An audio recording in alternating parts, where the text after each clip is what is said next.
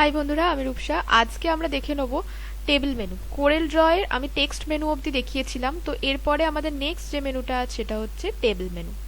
তো টেবিল মেনুর এখানে আমাদের ফার্স্টে যে অপশনটা আছে সেটা হচ্ছে ক্রিয়েট নিউ টেবিল। তো ক্রিয়েট নিউ টেবিল এই অপশন যদি আমি ক্লিক করি তাহলে এখানে টেবিলের জন্য আমাকে number of rose, number of columns এভাবে অপশন দিয়ে দেবে। তো এখানের মধ্যে আমরা ফার্স্টেই আমরা ডিসাইড করে নেবো যে কটা রো আর কটা কলম আমাদের চাই। তো সেই অনুযায়ী আমরা কিন্তু এখানে সেই নাম্বারটাই দেব।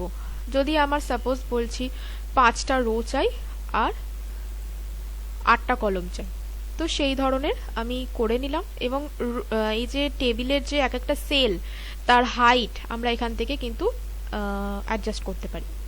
তো এটা করে আমি ওকে করে দেবো, সঙ্গে সঙ্গে আমার এখানে টেবিলটা কিন্তু ক্রিয়েট হয়ে গেল, দেখতেই পাচ্ছেন নিশ্চয়ই।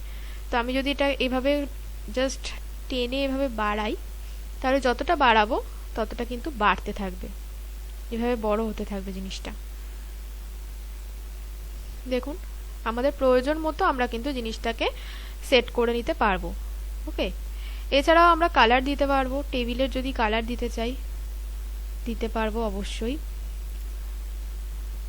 এখান থেকেও কালার চেঞ্জ করতে পারবো। এখান থেকে যদি আমি সেলের কালারগুলো দিতে চাই তাহলে সেলের কালার দিতে পারবো।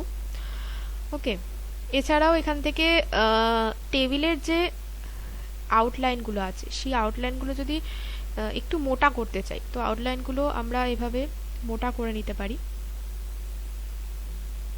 এই যে, তো আউটলাইন কালার এটা আমি নিশ্চয়ই বুঝতে পারছেন। এরপরে আমি এখানের মধ্যে কোনো টেক্সট অ্যাড করতে পারি। যদি আমি চাই এখানে টেক্সট অ্যাড করতে, তো এখানে টেক্সট অ্যাড করতে পারি এভাবে।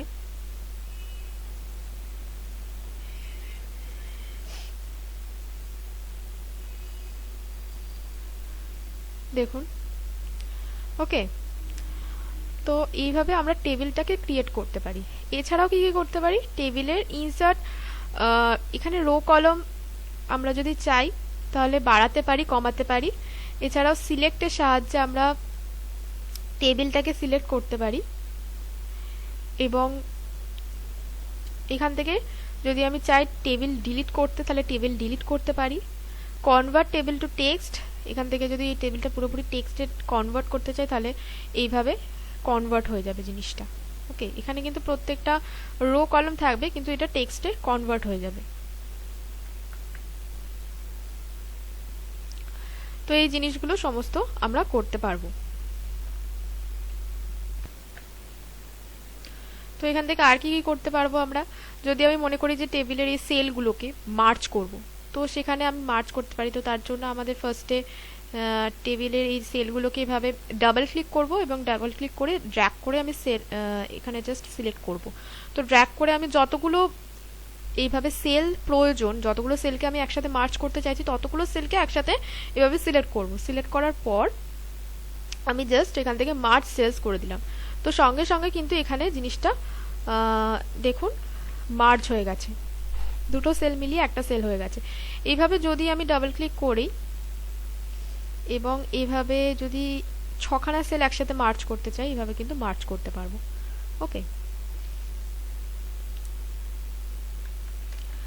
আরও একটা জিনিস করা যায় সেটা হচ্ছে ইনসার্ট রো বা কলম। যদি আমি মনে করি যে এখানে কলম বা রো ইনসার্ট করব, তো ধরুন আমি এখানে এই রোটাকে সিলেক্ট করলাম। সিলেক্ট করার পর আমি মনে করছি যে এখানে একটা রো ইনসার্ট করতে হবে। তো এখানে ইনসার্ট রো অ্যাবভ না বিলো, অর্থাৎ আপনি ওপরে ইনসার্ট করতে চাইছেন রোটা নাকি নিচে ইনসার্ট করতে চাইছেন, তো সেই হিসাবে আপনি সিলেক্ট করবেন। যদি আমি রো অ্যাবভ করি তাহলে এখানে দেখুন ওপরে একটা রো এক্সট্রা এসে গেল।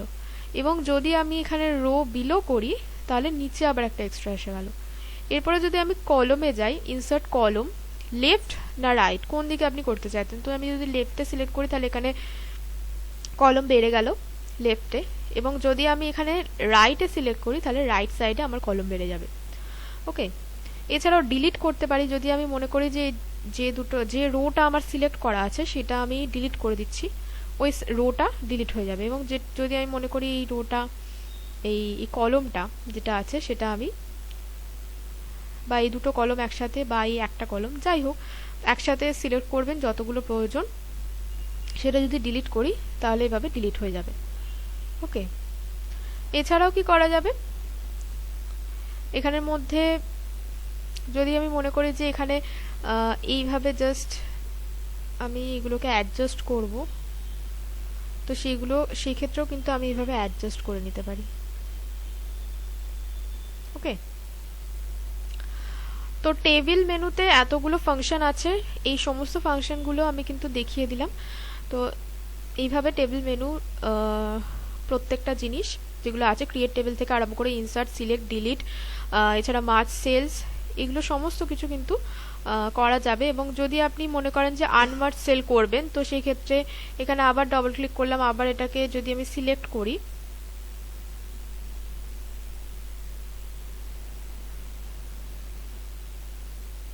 সিলেক্ট করে আমি মার্জ সেল করলাম ফার্স্টে, নেক্সট যদি আমি আনমার্জ সেল করি তাহলে সঙ্গে সঙ্গে জিনিসটা আনমার্জ হয়ে যাবে। ওকে, তো টেবিল মেনু আমার কমপ্লিট হলো। আজকে ভিডিও আমার এই পর্যন্তই। যদি ভিডিওটা ভালো লেগে থাকে অবশ্যই লাইক কমেন্ট শেয়ার করতে ভুলবেন না। আর যদি আমাদের চ্যানেলটা এখনো সাবস্ক্রাইব না করে থাকেন তাহলে অবশ্যই সাবস্ক্রাইব করবেন। Thank you.